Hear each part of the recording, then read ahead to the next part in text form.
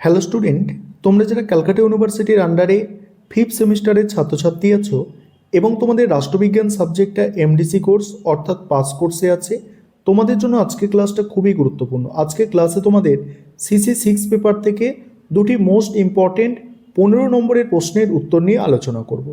প্রথম প্রশ্ন, সম্মিলিত জাতিপুঞ্জে মহাসচিবের কার্যাবলী আলোচনা করো। প্রথমে ইন্ট্রোডাকশন অর্থাৎ ভূমিকা। সম্মিলিত জাতিপুঞ্জের প্রধান প্রশাসনিক কেন্দ্র হলো সচিবালয়, আর এই সচিবালয়ের প্রধান হলেন মহাসচিব বা সেক্রেটারি জেনারেল। সনদের 97 নম্বর ধারা অনুযায়ী মহাসচিব হলেন জাতিপুঞ্জের প্রধান প্রশাসনিক আধিকারিক। তবে তিনি শুধুমাত্র একজন প্রশাসক নন, তিনি বিশ্ব বিবেকেরও প্রতিনিধি। নিরাপত্তা পরিষদের সুপারিশক্রমে সাধারণ সভা কর্তৃক তিনি 5 বছরের জন্য নিযুক্ত হন। জাতিপুঞ্জের সাফল্য ব্যর্থতা অনেকটা মহাসচিবের ব্যক্তিত্ব, দক্ষতা, নিরপেক্ষতার উপর নির্ভর করে। এবার কার্যাবলী, মহাসচিবের কার্যাবলী, সেখানে কি বলা হচ্ছে দেখো। জাতিপুঞ্জের সনদের 97 থেকে 101 নম্বর ধারায় মহাসচিবের ক্ষমতা কার্যাবলী উল্লেখ করা হয়েছে। প্রথম যে কাজ এখানে উল্লেখ করা হয়েছে প্রশাসনিক ও পরিচালনা সংক্রান্ত কার্য।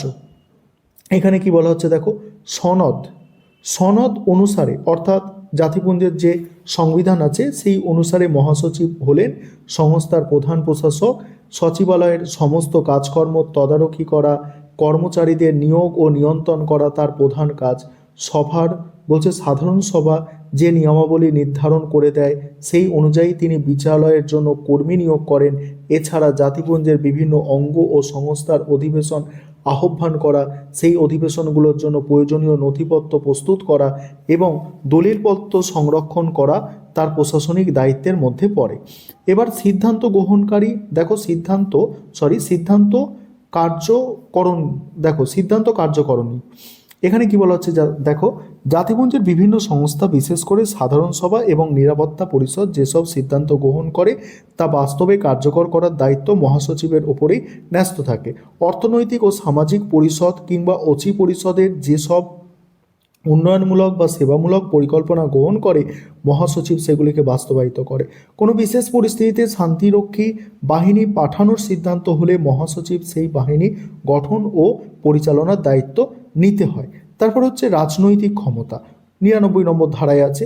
মহাসচিবের সবচেয়ে গুরুত্বপূর্ণ রাজনৈতিক ক্ষমতাটি সনদের 99 ধারায় বর্ণিত হয়েছে।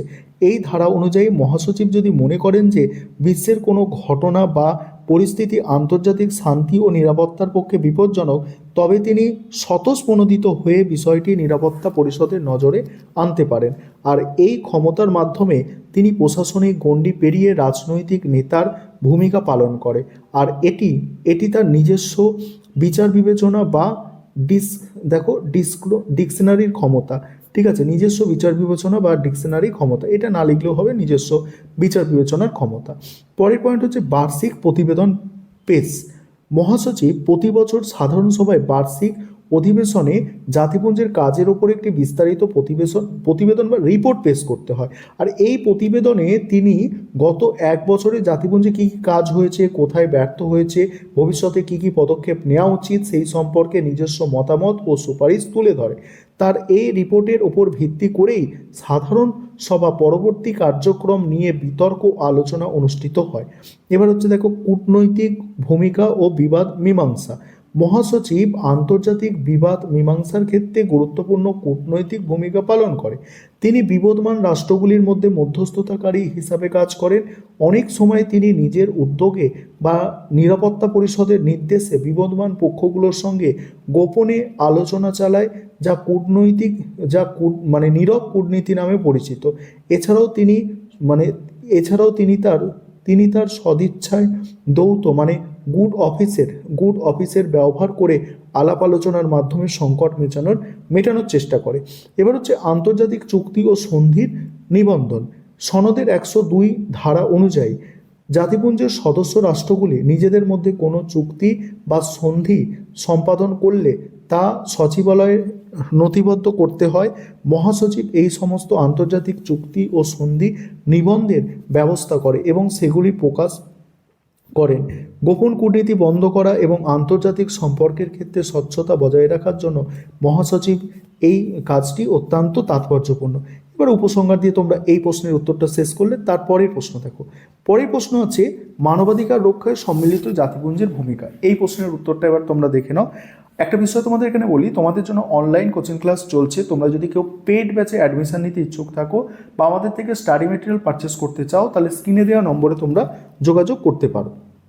দেখো এই প্রশ্নের উত্তরটা তোমরা দেখে নাও।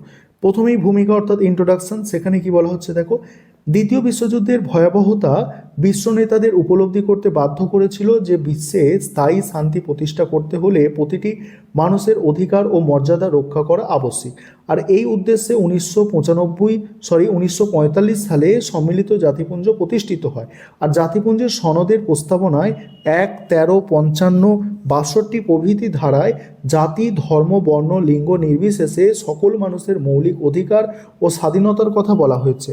মানবাধিকার প্রতিষ্ঠায় জাতিপুঞ্জের আইন প্রণয়ন থেকে শুরু করে নজরদারি সব ক্ষেত্রেই বহুমুখী ভূমিকা পালন করে। এবার হচ্ছে দেখো মানবাধিকার রক্ষায় জাতিপুঞ্জের কার্যাবলী। এখানে কি বলা হচ্ছে দেখো, প্রথম পয়েন্ট হচ্ছে মানবাধিকারের সর্বজনীন ঘোষণা। এখানে দেখো সর্বজনীন ঘোষণায় কি বলা হচ্ছে, জাতিপুঞ্জের মানবাধিকার রক্ষার ইতিহাসে সবচেয়ে গুরুত্বপূর্ণ পদক্ষেপ হলো 1948 সালের 10ই ডিসেম্বর সাধারণ সভা কর্তৃক গৃহীত মানবাধিকারের সর্বজনীন ঘোষণা। এই ঘোষণাপত্রের 30টি ধারায় বলছে, 30টি ধারায় মানুষের পৌর, রাজনৈতিক, অর্থনৈতিক, সামাজিক, সাংস্কৃতিক অধিকারগুলি স্বীকৃত দেওয়া হয়েছে।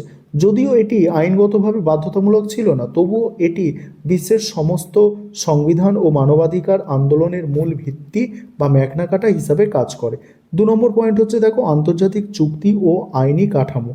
ঘোষণাপত্রের নীতিগুলিকে আইনগতভাবে কার্যকর করার জন্য জাতিপুঞ্জ 1966 সালে 2টি অত্যন্ত গুরুত্বপূর্ণ চুক্তি সম্পাদন করে। এক হচ্ছে পৌর ও রাজনৈতিক অধিকার সম্পর্কিত আন্তর্জাতিক চুক্তি, 2 হচ্ছে অর্থনৈতিক, সামাজিক, সাংস্কৃতিক অধিকার সম্পর্কিত আন্তর্জাতিক চুক্তি। এই চুক্তিগুলিতে স্বাক্ষরকারী রাষ্ট্রগুলো তাদের নাগরিকদের এই অধিকারগুলো দিতে বাধ্য থাকে। এর মাধ্যমে মানবাধিকার শুধু নৈতিক বুলি না হয়ে আন্তর্জাতিক আইনে পরিণত হয়েছে।